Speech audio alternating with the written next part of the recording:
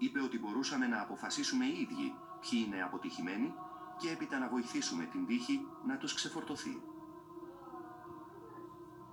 Galton's hereditary genius was the work which established that important people bred important people, and he was now using selection, Darwin's natural selection, to explain this. It's the origin of eugenics, the 20th century eugenics movement, which was strong in England, in America, in Germany, of course. Eugenics was predicated on the idea that mankind as a whole could be benefited by selective breeding. That's the same theory as has led to the breeding of cows for increased milk yield, horses for racing speed and so on.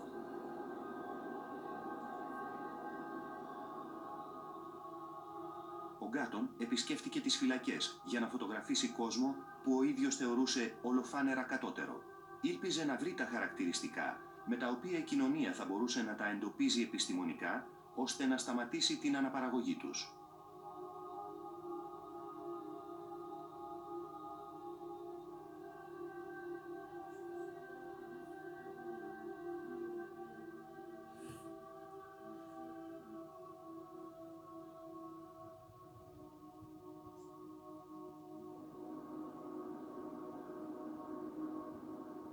I think people today are unaware of just how widespread eugenic views were among sort of middle-class intellectuals in Europe and North America at that time.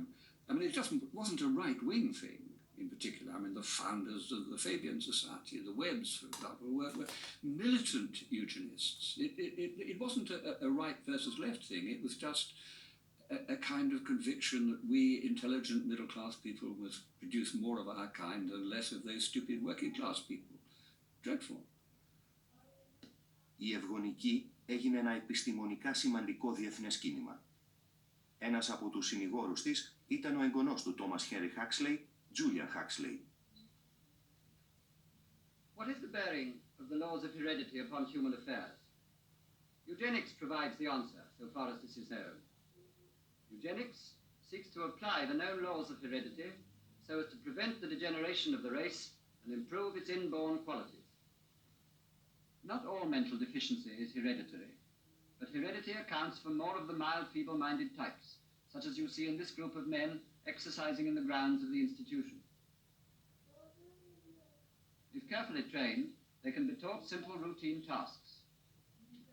But it would have been better by far for them and for the rest of the community if they had never been born. If we want to maintain the race at a high level, physically and mentally, everybody sound in body and mind should marry and have enough children to perpetuate their stock and carry on the race. I think that eugenics got a very bad press as a consequence of the social Darwinists at the end of the last century and beginning of this century, and then above all, of course, because of Hitler.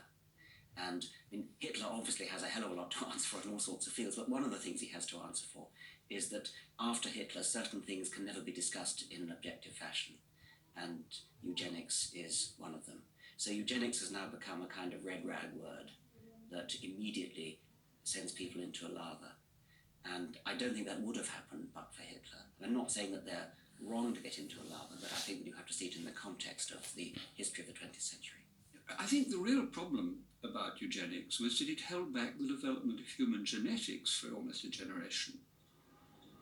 Μετά τον κοινωνικό δαρβινισμό, την ευγονική και έπειτα τον Χίτλερ, η αναφορά της λέξης εξέλιξη, παράλληλα με την ανθρώπινη συμπεριφορά, ήταν κάτι που ξεπερνούσε τα όρια. Ο δαρβινισμός υποχώρησε στα πανεπιστήμια και τα μουσεία.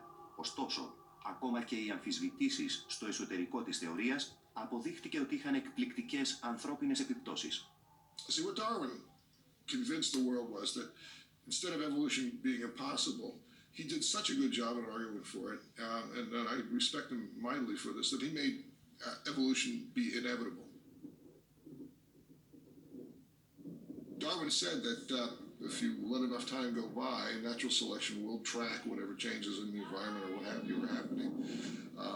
And willy-nilly, you're going to see the transformation of the anatomical features of whatever you're looking at through time. Μα ο Έλτρετζ βρήκε ένα εκπληκτικό μοτίβο στα αρχεία των απολιθωμάτων. Τα πλάσματα που μελετούσε, ονόματι τριλοβίτες, δεν είχαν αλλάξει επί εκατομμύρια χρόνια, παρόλο που το περιβάλλον τους είχε αλλάξει. Θεώρησε ότι αυτό είχε βαθιές επιπτώσεις στην εξέλιξη. You've got millions of years of time going by and not one whit of change in this. And so that's what was the shocking part of it, this realization that evolution is not inevitable. Evolution is not going to happen just willy-nilly with a mere passage of time. Stability seems to be the hallmark of life for most of the time. Δεν επρόκειτο μόνο για τους τριλοβίτες. Πολλά είδη παρέμειναν αμετάβλητα για εκατομμύρια χρόνια. Αυτό που τον συγκλώνησε ήταν πως γενιά μετά τη γενιά κάποια είδη έδειχναν να αντιστέκονται στην εξελικτική αλλαγή, μέχρι το κύμα της εξέλιξης να σαρώσει τη σταθερότητα. Ονόμασε αυτό το μυστηριώδες μοτίβο ασταθή ισορροπία και υποστήριξε πως αυτό που συνέβαινε ήταν κάτι περισσότερο από τον απλό δαρβινισμό. The stability of species was known back in Darwin's day by paleontologists, but it was sort of shoved under the rug. It was ignored because it seemed to contravene what he was saying, which otherwise made so much sense, basically. Όταν ο Έλτρετζ και ο Στίβεν Τζέι Γκούλτ δημοσίευσαν τον ισχυρισμό τους πως υπήρχαν περισσότερα στην εξέλιξη από όσα είπε ο Δαρβίνος, εξοβελίστηκαν από την δεσπόζουσα τάση των οπαδών της εξέλιξης και κατηγορήθηκαν ως αιρετικοί. The original punctuated equilibrium paper in 1973 is really saying rather little because what it notes is that the fossil record is not continuous and gradual. So if you were a really naive Darwinian who expected to be able to see an absolutely continuous kind of morphing going on from ancestor to descendant through the fossil record, then you're going to be disappointed because the fossil record doesn't show that. Now the question is, does that mean anything?